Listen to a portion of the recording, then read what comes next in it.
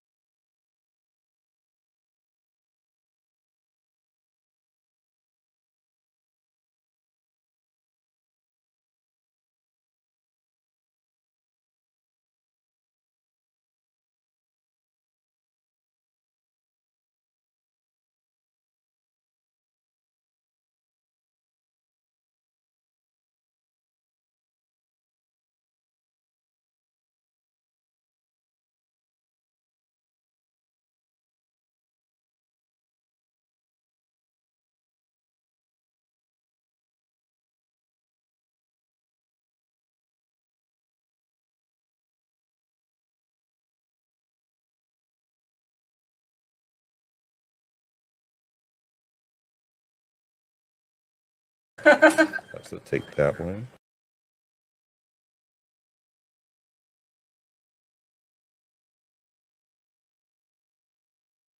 This is my IFB, internal foldback. It allows me to hear what's going on in the field.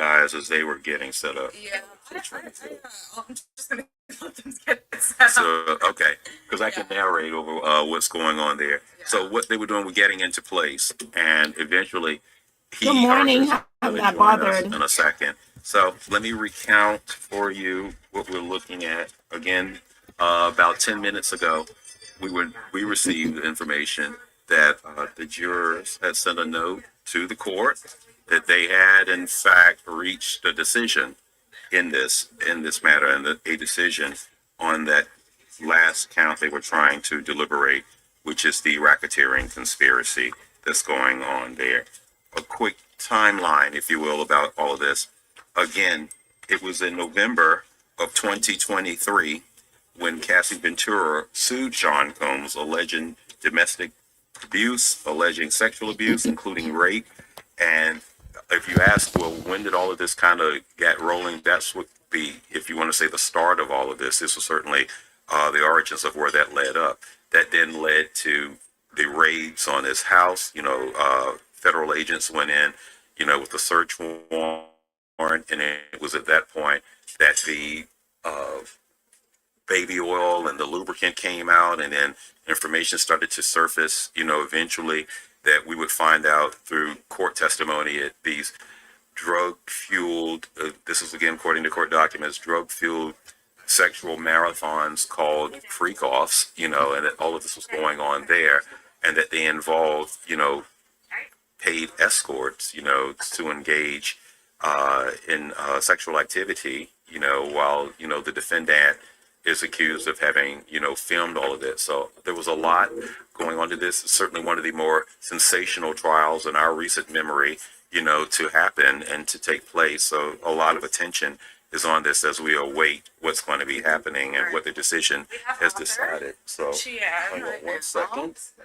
Understand that my colleague is in place there. And let me see, Arthur, can you hear me? This for now until you tell. When you tell me to change, I'll change. Hang on. So Arthur eventually will be getting into place, and as he's doing that, just again to describe what's going on. So Arthur is outside of the courthouse. Arlisa Evers is in. Arthur's going to just give us a feel for what's going on right now. Once he can, in fact, hear us, and we're going to be checking to see if he can. Arthur, thumbs up. Can you hear us? Yeah, I hear loud and clear. Arthur, good morning. Just Arthur, take it away. Just describe to us the feel. We know that a note came in about 15 minutes ago. Yeah, well, What's up, Mike? all right, let's talk about the context first, right? Last night we knew that the jury had notified the court through the judge that they had reached an agreement on 4 out of the 5 counts. That's the majority of the case, counts 2 through 5.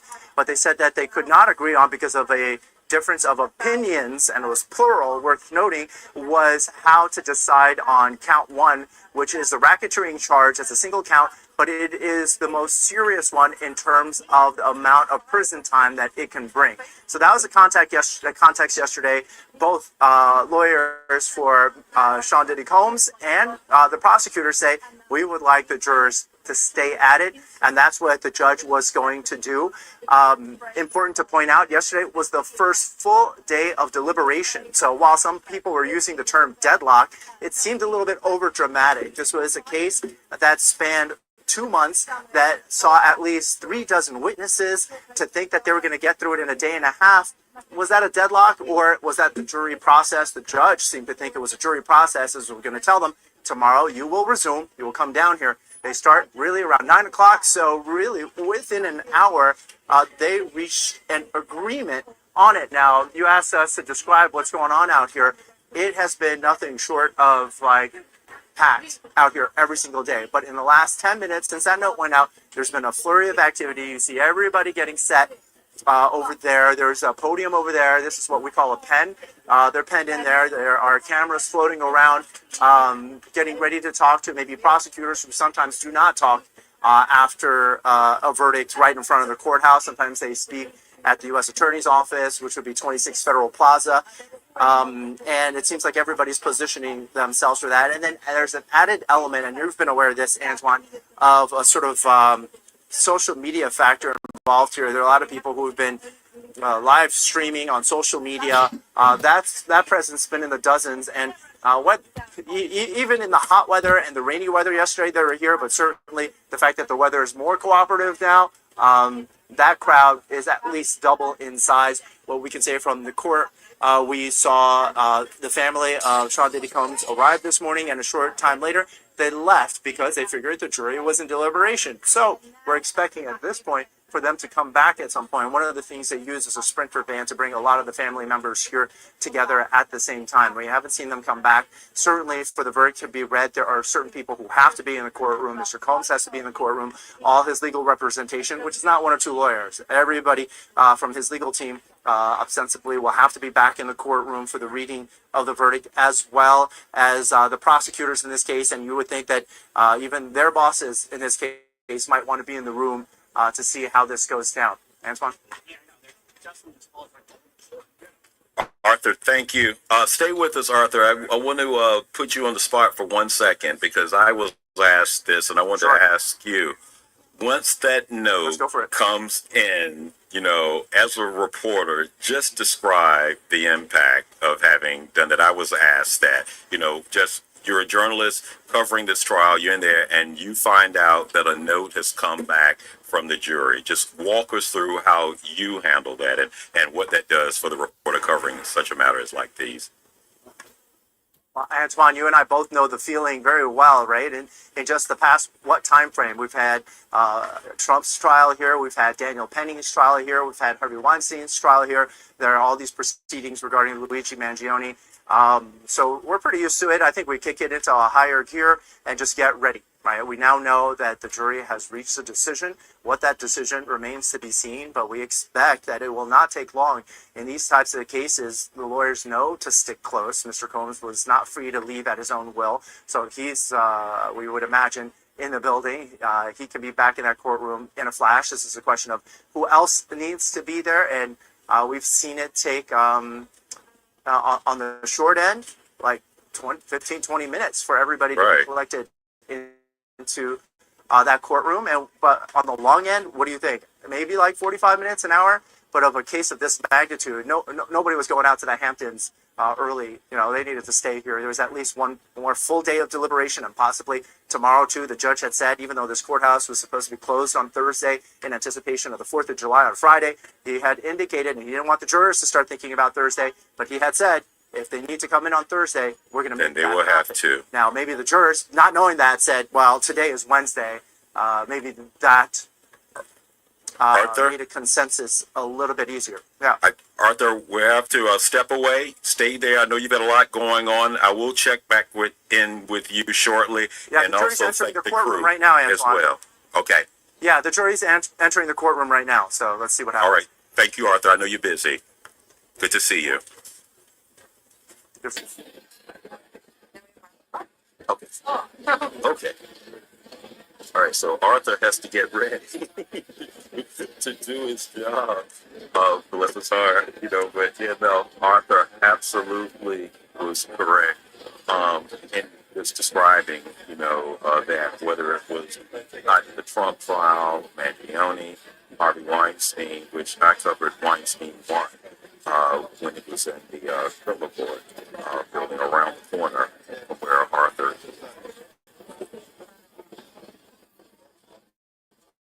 Okay, so right now we're going to say goodbyes to you, and we will be back at 11:30. Yes. Yep. So we're gonna take a quick break, to do that. I promise you, we'll be back and stay on top of our Fox Local app. If you're watching our programming, if you're on our YouTube page, please definitely stay there because we're going to keep you updated. And you should see me again in about an hour. Just to do this type of coverage and keeping you up to speed. And be safe today. We'll see you soon.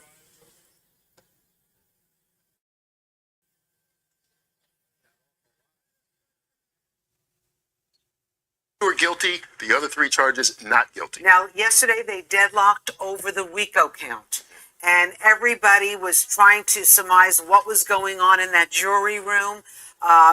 we knew that they wanted to finish quickly because the July 4th holiday was just looming in the background. But apparently they came back from having a night off and they came back with a verdict. They let the judge know just moments after they got to the courthouse. Yeah, less than an hour after meeting again today. And the question is going to be now, what will the sentencing be? Now that we know the verdicts, we will hear officially in just a second.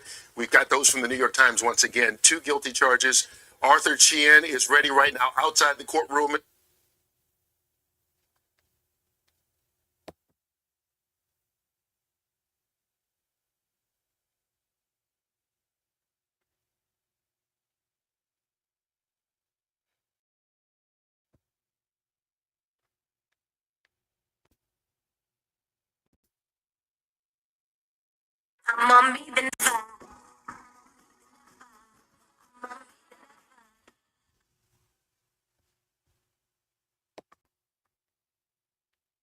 See an appeal here. I think you take this as a win. You serve the few years that you may get, and you be happy that you didn't get life. I'm somewhat shocked as to the trafficking for Cassie. I thought that might have been a stronger case for the government. I didn't think that they had the RICO, and I definitely didn't think they had the Jane trafficking. But this is, I think it only so many words, and I keep saying it. I think this is a positive result for Sean Combs and his team. I'm being told now Combs is hugging his lawyer at this very moment. Clearly, he's seeing it as you are seeing it as well. We should point out, Brian, let's look at bigger picture here. He is a music producer. He created a brand around himself. He was a big part of bringing hip-hop into the mainstream. There is an entire entertainment business side to this. How do you see, from your experience, this win, as you are saying, for Sean Combs, how will it impact his business empire? I think for lack of a better term, there's always going to be a blemish on Sean Combs' career. I think people are going to look at this in 2 different ways. In one way, they're going to say that Sean Combs probably had a history of getting into trouble with the law and somehow getting out from underneath it. They're going to look at past events through both civil and criminal complaints and say, you know what, he's always had good lawyers or whatever it may be, and he's gotten away with bad charges, especially looking at that Intercontinental video. But I think the other view of this is going to be is that he was tried by a jury of his peers. All of the information, the good, the bad, the ugly, and everything in between was shown to these 12 people, and they did not see the criminal enterprise. They did not see the force, fraud, and coercion. And I think the trafficking to engage in prostitution, I think that's going to be a lighter blemish on his career in terms of the totality of what we saw, to like, okay, so he paid for people to go across state lines to have consensual sex. And I think consensual sex will be a big part of the conversation based on how the verdict came out. And so do I think he takes a big knock in terms of this case? Yes, but we've seen Sean Combs rebrand and come back from a lot of things, and that is a possibility here. But let's put it into the context, Aaron Katersky, of the Me Too movement.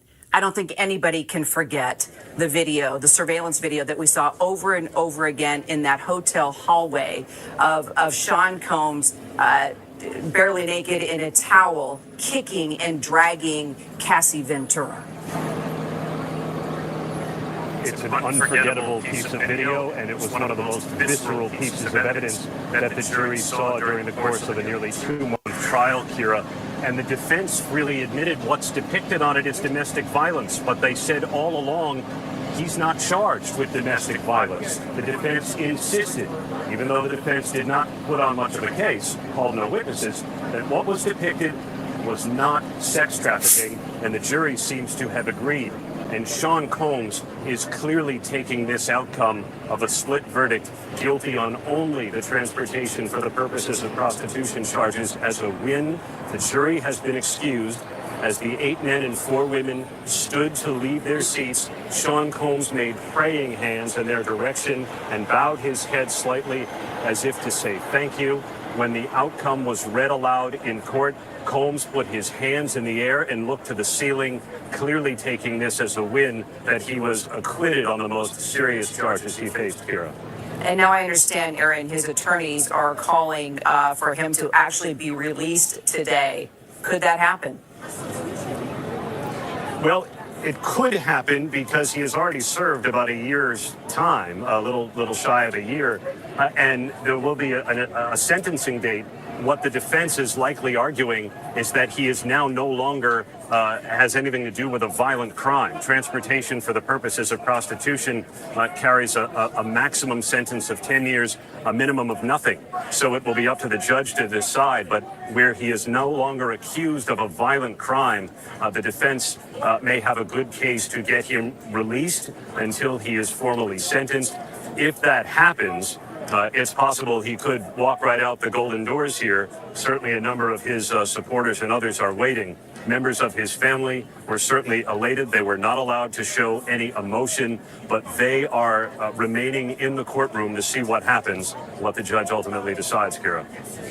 Brian, your thoughts on the fact that he could be released today? So at the beginning of this case, when Sean Combs was charged with sex trafficking, that is a charge that has the assumption that someone should be held pending prosecution.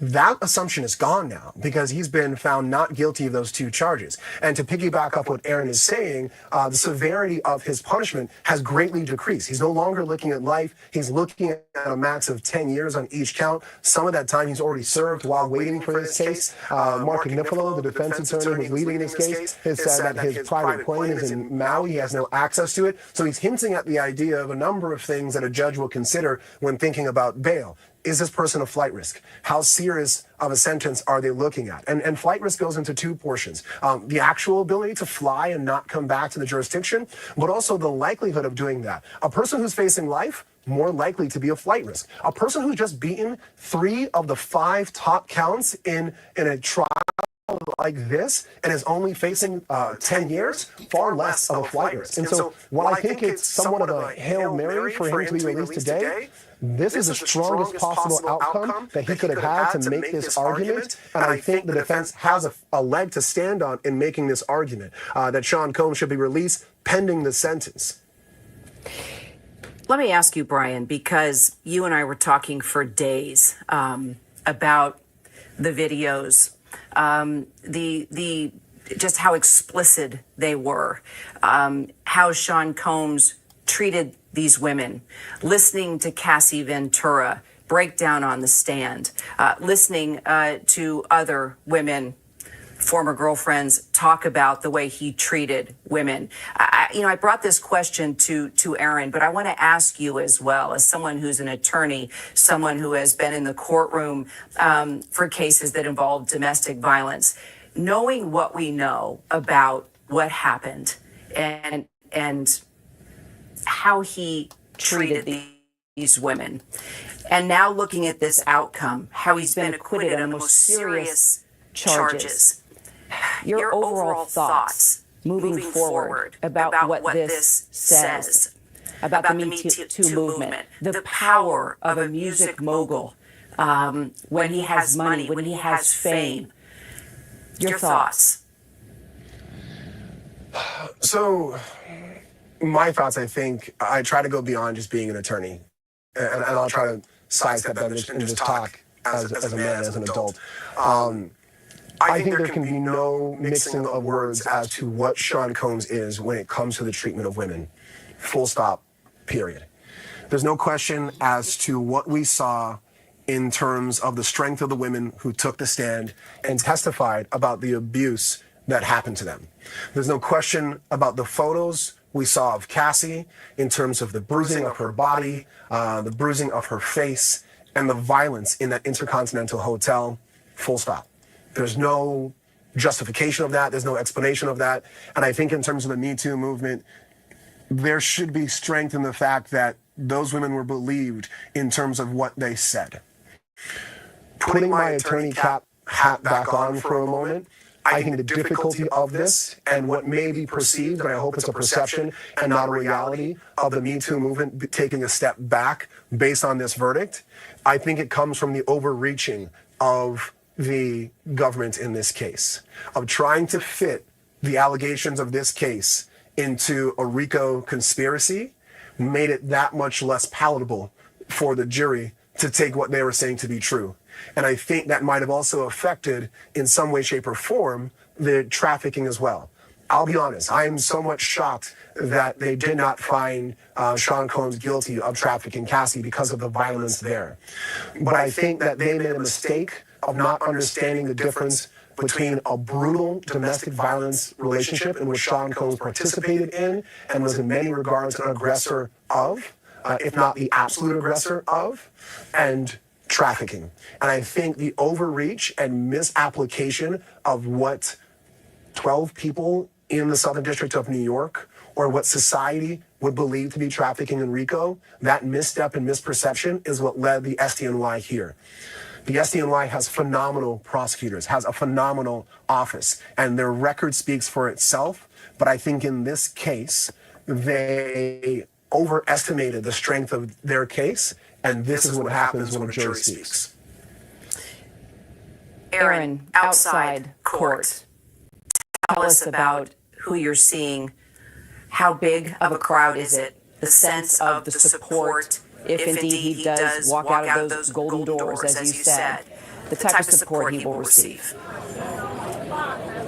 Well, out here now, Kira, there are, of course, a number of reporters, a number of bloggers who have been following the trial, curious onlookers, tourists, those in the park across the street doing their morning workout. But everyone is certainly curious whether Sean Combs is going to walk out those golden doors released on bail. His defense attorney, Mark Agnifilo, told the judge a moment ago Combs would be willing to put up $1 million bail to assure that he shows up for his sentencing.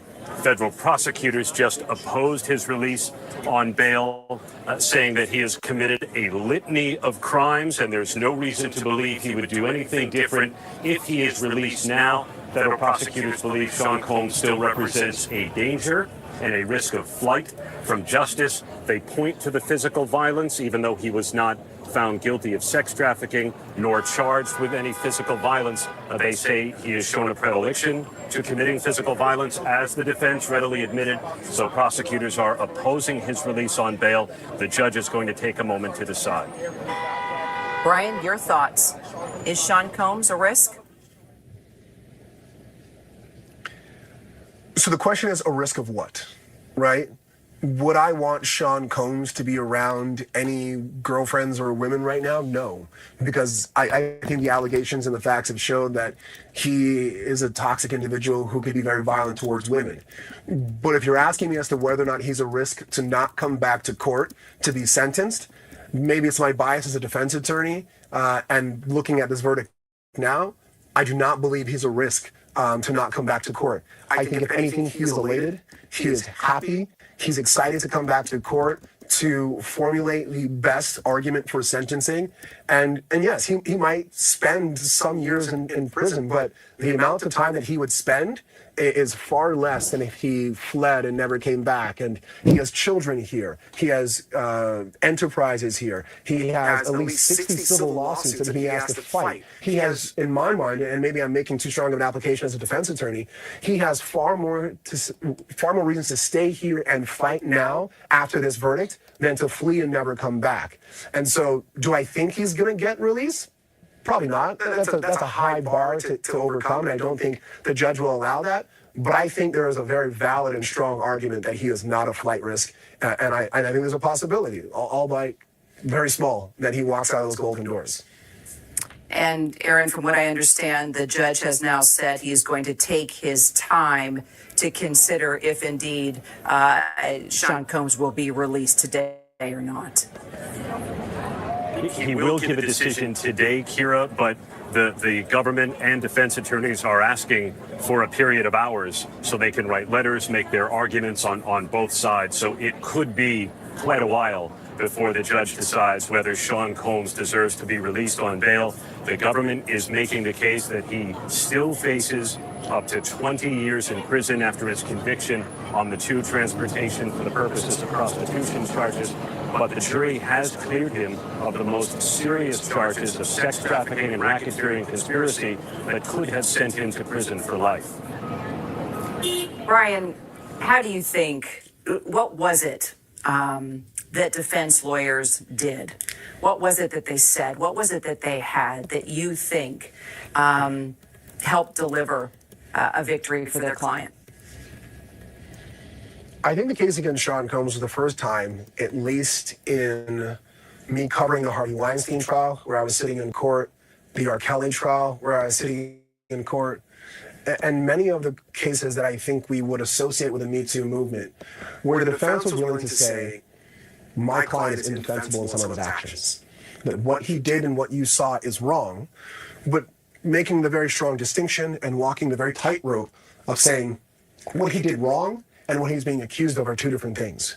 What we've seen of people in the past of saying, well, they're all lying, you can't trust these women, you can't believe them. I think that's not a way to handle these cases. And I think what the defense did well is in talking to the human aspect of these are very messy relationships, that Sean Combs is an abuser. And Mark Agnifilo said it himself. If Sean Combs was accused of domestic violence, there would not be a trial because he would plead guilty. Do I think that's a bit of showmanship? Yes. Do I think that would actually be true? Maybe not.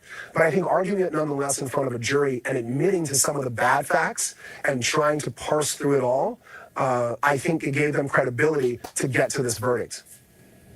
Let's bring in our Bernarda Villalona, who's been also with us as an attorney, as a contributor here at ABC News. You and I have been talking every day for months now about this case, Bernarda. I asked Brian this question as an attorney who has been involved with domestic violence cases. I want to ask you as well your thoughts on what this means for the victims.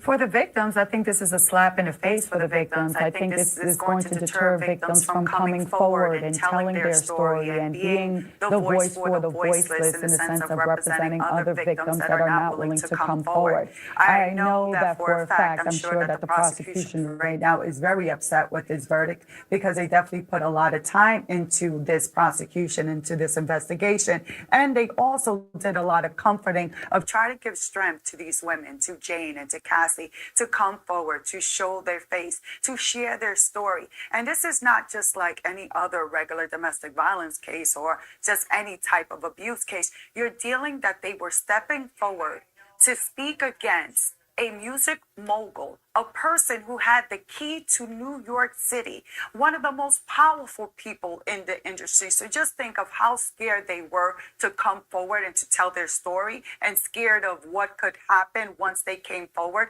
Because I'm sure with social media and people talking in the news that they have received a lot of threats and people commenting about who they are and what they've done and that they are liars. But they alone know what happened to them, and they had prosecutors that believed in them and believed their story and became their voice.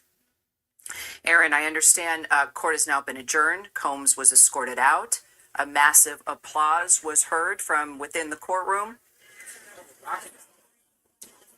The judge said court is adjourned for now, Kira. He's going to give the parties until 1 p.m. Eastern time to submit letters arguing for or against his release on bail. The judge left the bench until later on this afternoon when he'll give his decision.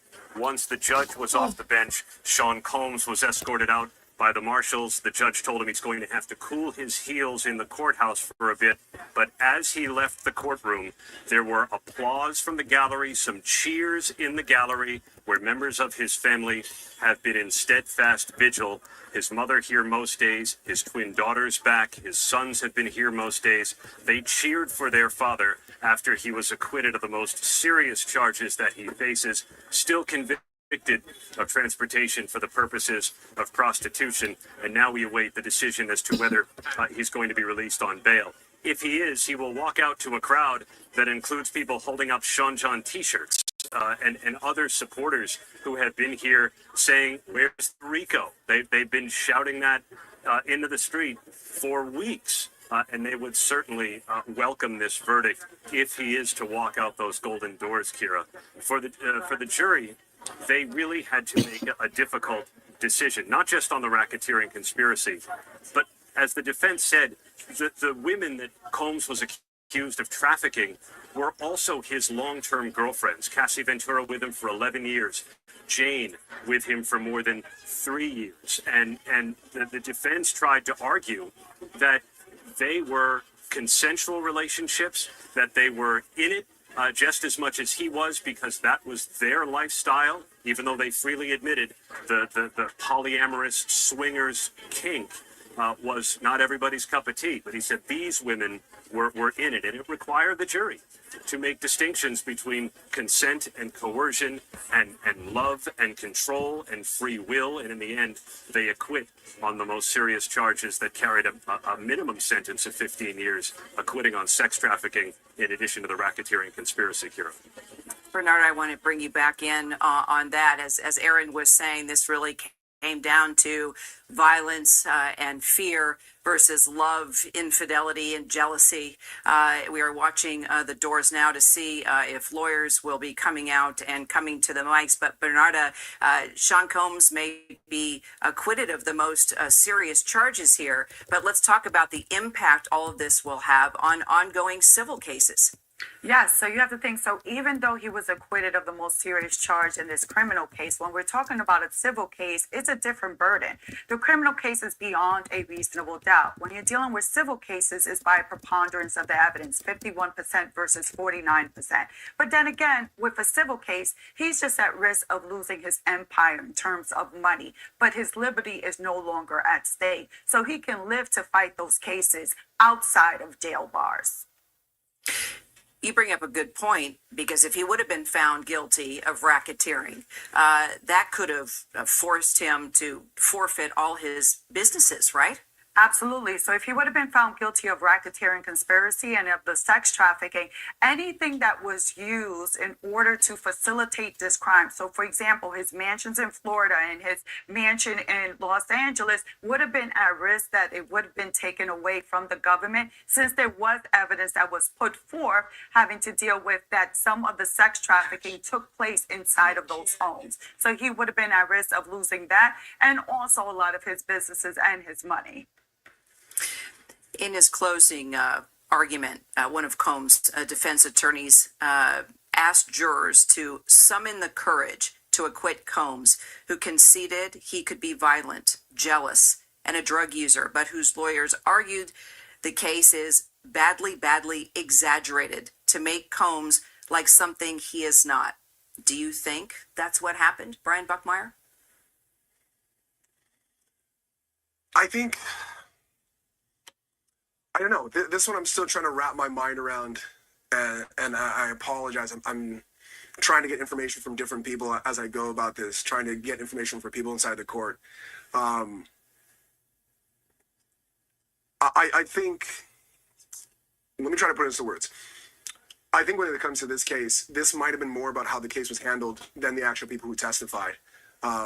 I could see how this might be an indictment on the women who testified, and I would say, as someone who watched them, I don't think it should be.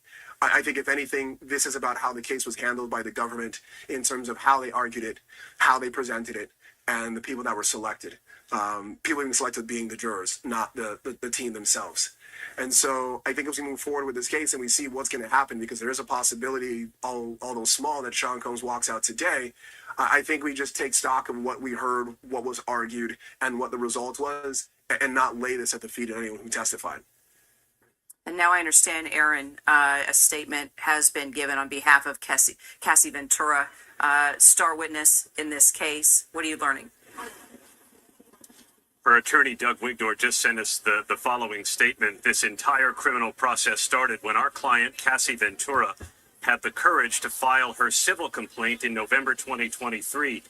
And Kira, we should say that's true. The criminal investigation is largely based on the statements in Cassie Ventura's lawsuit. and intensified, of course, once video from the 2016 hotel security camera became public. The statement from Doug Wigder, her attorney, goes on to say, although the jury did not find Combs guilty of sex trafficking, Cassie, beyond a reasonable doubt, she paved the way for a jury to find him guilty of transportation to engage in prostitution. By coming forward with her experience, Cassie's attorney, Doug Wigdor, goes on to say, Cassie has left an indelible mark on both the entertainment industry and the fight for justice. We must repeat with no reservation that we believe and support our client, who showed exemplary courage throughout this trial. She testified for 4 days, often quite emotionally so, giving graphic, explicit detail of what she said she was made to do. And Sean Combs did not deny the facts of the freak-offs. Everything that happened in those hotel rooms did not get challenged by the defense. The defense simply saw it differently as something that went on in a personal, consensual relationship, not sex trafficking. And that's how the outcome is reflected now, Kira. Bernard, I want to go on to read another part of that statement on behalf of Cassie Ventura's attorney, saying she displayed unquestionable strength and brought attention to the realities of powerful men in our orbit and the misconduct that has persisted for decades without repercussion. This case proved that change is long overdue, and we will continue to fight on behalf of survivors. Two things that stood out to me: powerful men in our orbit and the misconduct that persists, and change that is long overdue. Your thoughts? Power and money. You can buy yourself out of a conviction. Let's be honest that if Sean Combs wasn't able to get the team that he got and pay for that defense team and experts and investigators to help defend himself, that we would have had a different outcome today. But money and power, that you can still get away with crimes if you have money and power. But I have to say, I was in the courtroom for Cassie's testimony, and she was a strong, strong witness. You can tell that the courage that she had, the strength that she exhibited. I mean, when she spoke and when she would cry from time to time, when she revisited those freak-offs and when she revisited those times when Sean Combs brutally beat her, and to see her in court sitting down, showing the strength and courage that she was able to overcome this. I think one of the most strongest moments that brought people to tears is when she said at some point that she went home and she told her husband, "You can do this without me," and that she wanted to cross the street and commit suicide because of what she had been through. But I'm glad that Cassie has been able to pick herself up and has been able to move on, taking it day by day, because it does show the strength that she got as a result of coming forward. That coming forward helped to bring closure to her. Bernarda, thank you. Aaron, getting more insight from Sean Combs inside that courtroom, saying this coming from journalists in the press room. He was overcome with emotion as the verdict was read. His feet were visibly shaking throughout the reading of the verdict. He has been an emotional defendant throughout the entire case. In fact, at one point, the judge had to admonish his attorney that Combs was gesturing and trying to make eyes with jurors as if to attempt to influence them when they were hearing certain testimony. And the judge made him sit straight and silent throughout much of the testimony. But as the verdict was being read, he started gesturing. He got down on the floor after it was over to kneel in prayer. Applause broke out into the courtroom. And I'm struck, Kira, the crowd has gathered here outside, and in the windows of the upper floors, courthouse employees are peering down to look at the streetscape below as more people rush toward these doors in anticipation of a possible release on bail sometime later on today, Kira. And as we wait to hear what the outcome of that is, of course, if indeed the judge decides he could be released today, Brian Buckmeyer, let's talk about the jury makeup here and how it influenced this case. You think we talked about the fact that it was 8 men, 4 women. Your thoughts on the number of men in this case versus women, and how you see that influencing what happened here?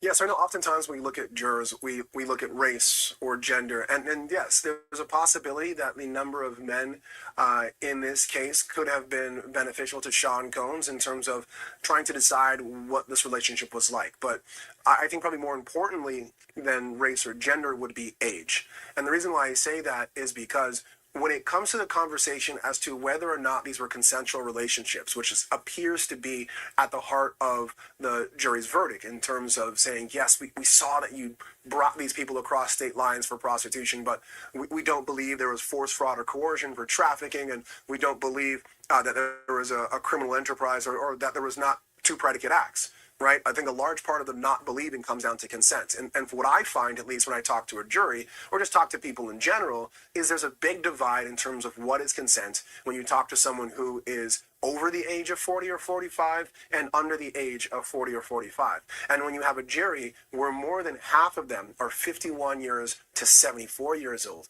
and even if you go even below that, there's a number of people who are in their 40s, I think the conversation and the argument that Mark Agnifilo and his team were having about what it means to consent works for people in that age demographic. I think if we had a jury that was predominantly in their 20s or early 30s, this argument of consent would be very different. So while I do see that there is value in looking at the gender or the sex of the jurors, I think the age told us a lot more based on the arguments we saw. Bernarda, you think it was smart that Sean Combs did not take the stand? Absolutely. Absolutely. If Sean Combs would have taken the stand, this case would have become a deliberation of whether this jury believed what Sean Combs had to say, whether his demeanor came off as one as credible. Also, you have to think if Sean Combs were to testify, there was a lot of evidence that the prosecution was not able to get in their case in chief because they were missing a link, and that link would have been Sean Combs. So they would have been able to get that evidence in had Sean Combs testified. So it would have changed the deliberation process, and we would have probably been looking at a completely different verdict. Also got to think, how would he be able to explain in terms of the brutal beating of Cassie and of Jane on that particular occasion? Aaron, do you think we'll hear from the family? Sean Combs' mother, Janice, was in the courtroom along with his sons, his daughters. Are they expected to speak? Do you think they will speak? I'm not sure. They haven't yet during the course of this trial, but the cars that they've been using to transport themselves to and from the courthouse are now pulling up to the front here, and they should be walking out those golden doors any moment. They may opt to wait until they know whether Combs is going to get released on bail, as his defense attorney argued he should be. And Combs almost seemed confident that the judge would grant it. He mouthed and said aloud to members of his family in the gallery, "I'm coming home, baby," after the split verdict here, acquitting him of the most serious charges, but finding him guilty of transportation for the purposes of prostitution. And because that is not a violent crime, the defense said that he has earned the right to get released on $1 million bail, as Combs offered to put up. Aaron, we talk about the support outside of the courthouse there, the cheers that were heard from inside the courtroom. We should point out it's because he had his mom and his kids inside that courtroom. But if you want to talk about people showing up to support Sean Combs throughout all of this, the only celebrity that we witnessed, and correct me if I'm wrong, that came to show support was Kanye West. That's right, and what a moment that was. The family now is coming out. You can see the mother of Sean Combs waving and giving a thumbs up. His sons walking out as well. Twin daughters, you can hear perhaps the cheers from some of the supporters, if you can hear them over the hum of the traffic. There were supporters in the courtroom throughout, a few outside, but only Kanye West showed up to court. And when he walked in his all-white suit, he said he was here to support Sean Combs, but he never saw him. He was not allowed inside the courtroom itself. He watched about 10 minutes of the proceedings inside an overflow room and was in and out of the courthouse in about 20 minutes, and we're not sure whether he was invited or not, or showed up of his own volition.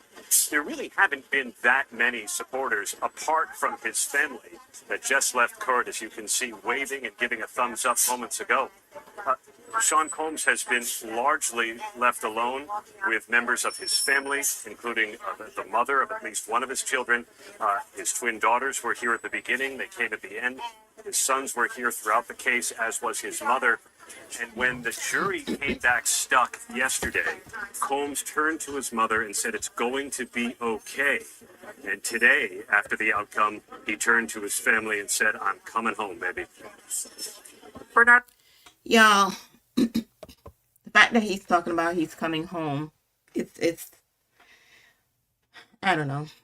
I don't know what you guys think of this, but that's it for this video. I guess we'll see or hear if he gets or serve any time. Thank you guys for joining me today. Thank you, Crystal, my mod. Thank you so much for keeping an eye on the chat for me. Also, I want to thank everyone that joined in today, the soul of the matter. Thank you so much for dropping in. I'm not bothered. Thank you so much. Yeah, but that's it. That's it. He probably won't serve any time. And they just opened the door for him to do it again. That's all. That's all this just did. Open the door for him to do this again to someone else's daughter. But anyway, the Best Squad, thank you again for watching, and I'll talk to y'all again in my next live. Bye.